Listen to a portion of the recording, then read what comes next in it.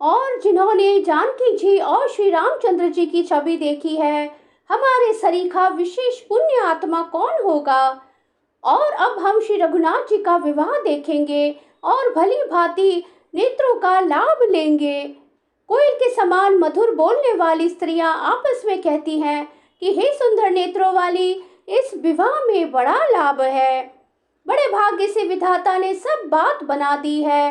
ये दोनों भाई हमारे नेत्रों के अतिथि हुआ करेंगे। जनक जी स्नेहवश बार बार सीता जी को बुलावेंगे और करोड़ों कामदेवों के समान सुंदर दोनों भाई सीता जी को लेने विदा कराने आया करेंगे। तब उनकी अनेकों प्रकार से पहुनाई होगी। सखी, ऐसी ससुराल किसे प्यारी ना होगी। तब हम सब नगर निवासी श्री राम लक्ष्मण को देख देख कर सुखी होंगे। हे सखी, जैसा श्री राम लक्ष्मण का जोड़ा है, वैसे ही दो कुमार राजा के साथ और भी हैं। वे भी एक श्याम और दूसरे गौरवर्ण के हैं। उनके भी सब अंग बहुत सुंदर हैं। जो लोग उन्हें देख आए हैं, वे सब यही कहते हैं। एक ने कहा, मैंने आज ही उन्हें देखा है, इतने सुंदर है मानो ब्रह्मा जी ने उन्हें अपने हाथों संवारा है। भरत तो श्री रामचंद्र जी की ही शक्ल सूरत के हैं, स्त्री पुरुष उन्हें सहसा पहचान नहीं सकते। लक्ष्मण और शत्रुघ्न दोनों का एक रूप है। दोनों के नख से शिखा तक सभी अंग अनुपम है, मन को बड़े अच्छे लगते हैं, पर मुख से उनका वर्णन नहीं हो सकता। उनकी उपमा के योग्य तीनों लोकों में कोई नहीं है। दास तुलसी कहता है, कवि और कोविद विद्वान कहते हैं, इनकी उपमा कहीं कोई नहीं है। बल विनय विद्याशील और शोभा के समुद्र इनके समान ये ही है। जनकपुर की सब स्त्रियां आंचल फैलाकर विधाता को यह वचन विनती सुनाती हैं कि चारों भाइयों का विवाह इसी नगर में हो और हम सब सुंदर मंगल गावे। नेत्रों में प्रेमाश्रुओं का जल भरकर पुलकित शरीर से स्त्रियां आपस में कह रही हैं कि हे सखी, दोनों राजा पुण्य के समुद्र हैं। त्रिपुरारी शिव जी सब मनोरथ पूर्ण करेंगे। इस प्रकार सब मनोरथ कर रही हैं और हृदय को उमंग उमंग कर उत्साह पूर्वक आनंद से भर रही हैं। सीता जी के स्वयंवर में जो राजा आए थे, उन्होंने भी चारों भाइयों को देखकर सुख पाया। श्री रामचंद्र जी का निर्मल और महान यश कहते हुए राजा लोग अपने अपने घर गए। इस प्रकार कुछ दिन बीत गए। जनकपुर निवासी और बाराती सभी बड़े आनंदित हैं। मंगलों का मूल लगन का दिन आ गया। हेमंत ऋतु और सुहावना अगहन का महीना था। ग्रह तिथि नक्षत्र योग और वार श्रेष्ठ थे। लगन मुहूर्त शोध कर ब्रह्मा जी ने उस पर विचार किया और उस लगन पत्रिका को नारद जी के हाथ जनक जी के यहाँ भेज दिया। जनक जी के ज्योतिषों ने भी वही गणना कर रखी थी।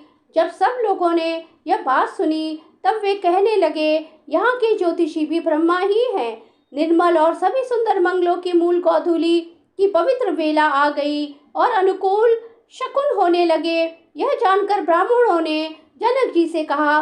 तब राजा जनक ने पुरोहित शतानंद जी से कहा कि अब देर क्या कारण है। तब शतानंद जी ने मंत्रियों को बुलाया।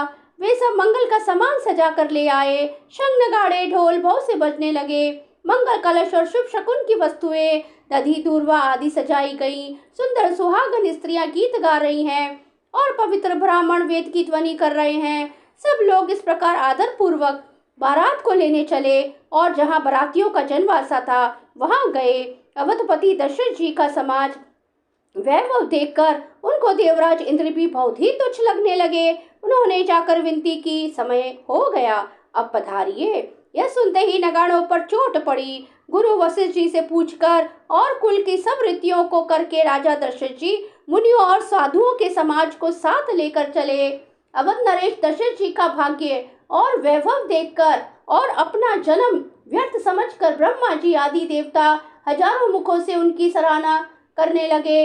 देवगण सुंदर मंगल का अवसर जानकर नगाड़े बजा बजा कर फूल बरसाते हैं। शिव जी ब्रह्मा जी आदि देव वृंद युद्ध टोलियां बना बनाकर विमानों पर जा चढ़े और प्रेम से पुलकित शरीर हो गया तथा हृदय में उत्साह भरकर श्री रामचंद्र जी का विवाह देखने चले। जनकपुर को देखकर देवता इतने अनुरुक्त हो गए कि उन सबको अपने अपने लोक बहुत तुच्छ लगने लगे। विचित्र मंडप को तथा नाना प्रकार की सब अलौकिक रचनाओं को वे चकित होकर देख रहे हैं। नगर के स्त्री पुरुष रूप के भंडार सुघड़, श्रेष्ठ, धर्मात्मा, सुशील और सुजान हैं। उन्हें देखकर सब देवता और देवांगनाएं ऐसे प्रभाहीन हो गए जैसे चंद्रमा के उजाले में तारागण फीके पड़ जाते हैं। ब्रह्मा जी को विशेष आश्चर्य हुआ, क्योंकि वह उन्होंने अपनी कोई करनी रचना तो कहीं देखी ही नहीं।